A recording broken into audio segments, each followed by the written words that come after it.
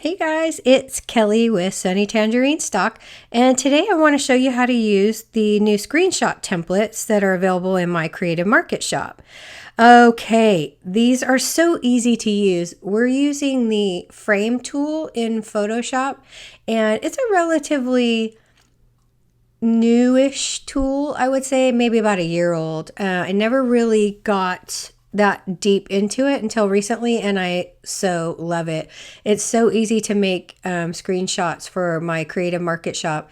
You can use these are pre-sized, and they will work in Etsy or Shopify or a WooCommerce, anywhere that you have a shop and you're selling multiple items and you need to make preview images for your items. These are going to come in so handy, and they're going to save you so much time.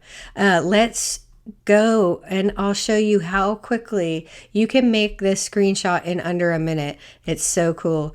So you just drag and drop right on top of the frame that you want to fill, and it's literally that easy. So you can drag and drop and do the whole thing that way, or you can use the place embedded function up here, and you would highlight the frame, go up to File, Place Embedded, and then choose the image that you want to use, and it'll pop it right in for you. You want to make sure that your move tool is highlighted, and so that when you have the image placed inside the frame, you can move it around and make sure that it's showing exactly what you want to show.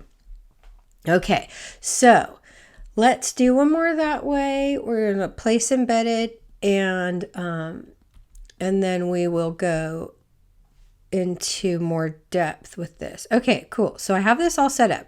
So now if I really wanted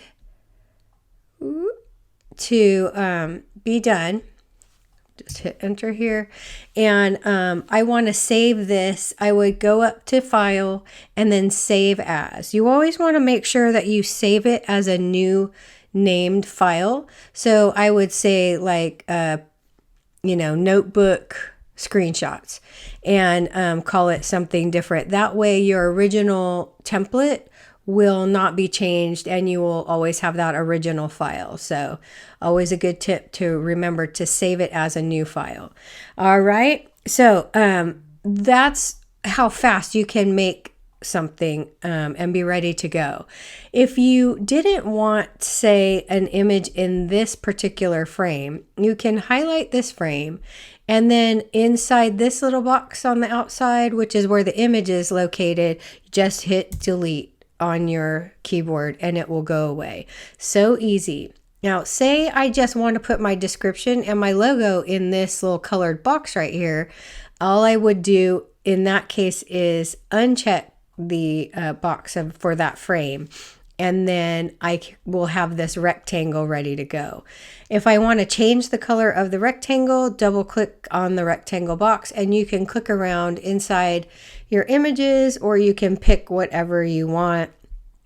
I usually use the picker and just poke around and find a color within the images that is going to work well with my branding or whatever I'm trying to convey in this particular image.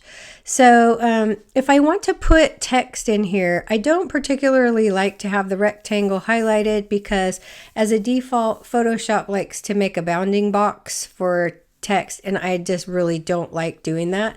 So I would click off of the rectangle somehow, either click on the unchecked frame or make a new layer, which is even better. And then you can type your, say you want your description in here, and you can do that. And then you can place your logo as well. And then you're all good to go that way. But say you want to change the background color. Well, I have it turned off here, but I do have a background color already selected.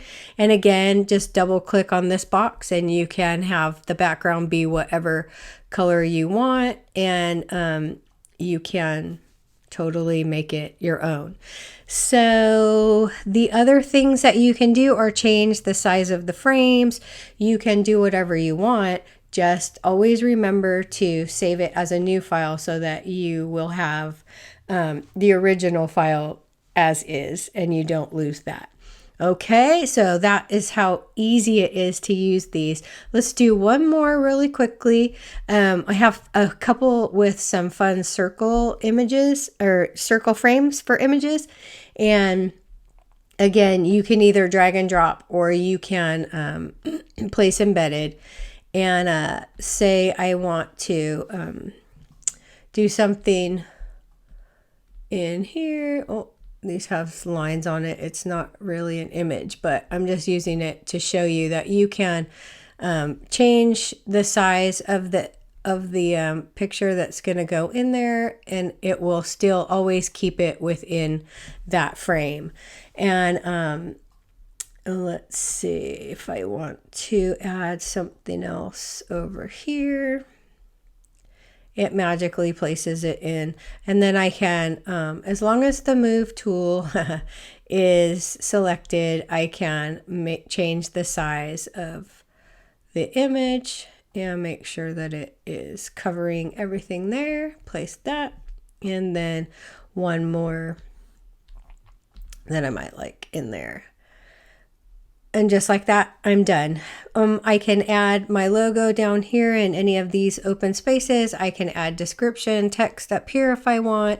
If I don't like the color of the background ellipse or rectangle, I can just turn those colors off and they won't show through at all. You can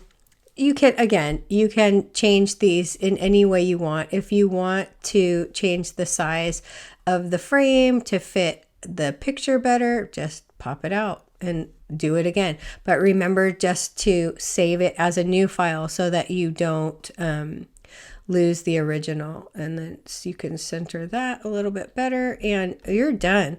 It's just so easy. I hope that you will enjoy them. I hope that you will use them. If you have any questions, don't hesitate to ask, and I wish you all the best. See you later.